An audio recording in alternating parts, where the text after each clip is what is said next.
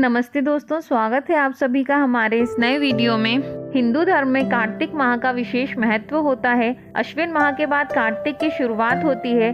अश्विन माह की पूर्णिमा के दिन से कार्तिक स्नान शुरू हो जाता है। ये माह भगवान विष्णु को समर्पित है। इस माह में विष्णु पूजन के साथ साथ धन की देवी माँ लक्ष्मी और तुलसी जी की पूजा की जाती है। कार्तिक के महीने में स्नान, दान और उपवास करने का भी खास महत्व होता है। माना जाता है कि कार्तिक माह में स्नान, दान और पूजा पाठ करने से जीवन के सभी कष्टों से मुक्ति मिलती है, धन संपत्ति में वृद्धि और घर परिवार में सुख शांति आती है। कार्तिक माह में तुलसी माँ की पूजा का खास महत्व है। वैसे तो घर घर रोजाना ही तुलसी जी की पूजा की जाती है, लेकिन कार्तिक माह में भगवान विष्णु, माँ लक्ष्मी, तुलसी जी की पूजा करने को बहुत शुभ माना जाता है। मान्यता है कि भगवान विष्णु और लक्ष्मी जी को कार्तिक मास बहुत प्रिय है। यही वजह है कि इस मास की शुरुआत होते ही तुलसी माता की पूजा पूरे विधि विधान से शुरू कर दी जाती है। चलिए सबसे पहले हम जानते हैं कार्तिक मास में तुलसी पूजन कैसे करें। कार्तिक मास में तुलसी पूजा का विशेष महत्व होता है। इस मास में विष्णु जी, लक्ष्मी माँ और तुलसी जी की पूजा करना सबसे उत्तम माना गया है। तो अगर आप आर्थिक तंगी का सामना कर रहे हैं या फिर आर्थिक समस्या लगातार परेशान कर रही है तो कार्तिक मास में तुलसी की पूजा करें। कहते हैं ऐसा करने से आपको परेशानी से छुटकारा मिलेगा। कार्तिक मास में तुलसी जी पर जल अर्पित करना बहुत ही शुभ माना गया है। इन दिनों सुबह रोजाना उठकर स्नान करने के बाद तुलसी जी पर जल जरूर अर्पित करें। कहते हैं कि कार्तिक मास में तुलसी जी पर जल चढ़ाने के बाद शाम के वक्त घी का दीपक जलाने की परंपरा है।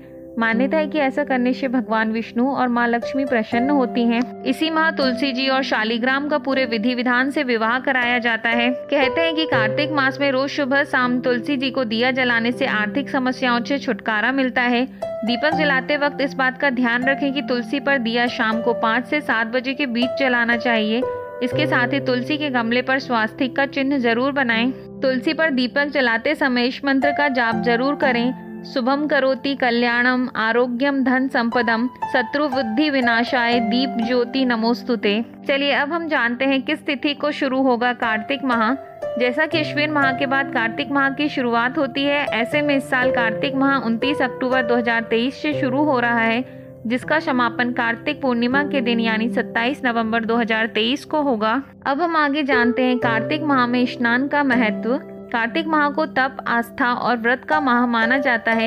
इस महीने में पूरे श्रद्धा भाव के साथ देवी देवताओं की उपासना की जाती है।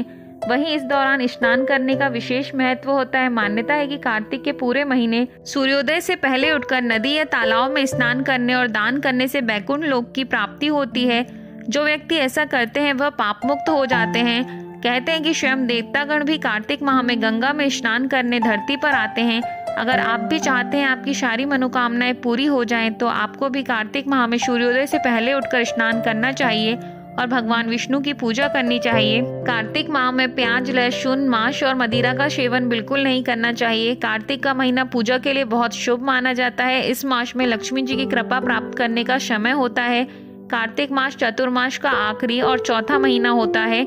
कार्तिक मास में स्नान, दान, पूजा पाठ का विशेष महत्व है। चलिए अब हम जानते हैं कार्तिक स्नान के नियम। कार्तिक स्नान सूर्योदय से पहले उठकर पवित्र नदी में करना चाहिए, तभी वह फलदायी माना जाता है। स्नान करते समय गायत्री मंत्र का जप करने से साधक के सौभाग्य में वृद्धि होती है। कार्तिक स्नान करने वाले साधक को शरीर पर तेल नहीं लगाना चाहिए।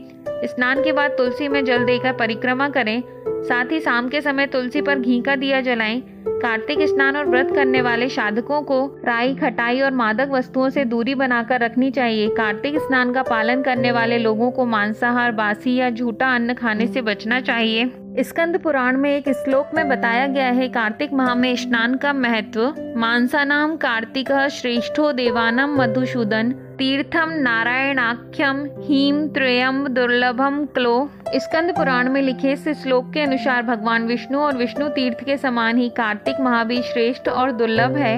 एक अन्य श्लोक के अनुसार न कार्तिक समो मासो न कृतेन समयुगम, न वेदश्रदशम शास्त्रम न तीर्थम गंगा समम। अर्थात कार्तिक के समान दूसरा कोई मास नहीं, सतयुग के समान कोई युग नहीं, वेद के समान कोई शास्त्र नहीं और गंगा जी के समान कोई तीर्थ नहीं।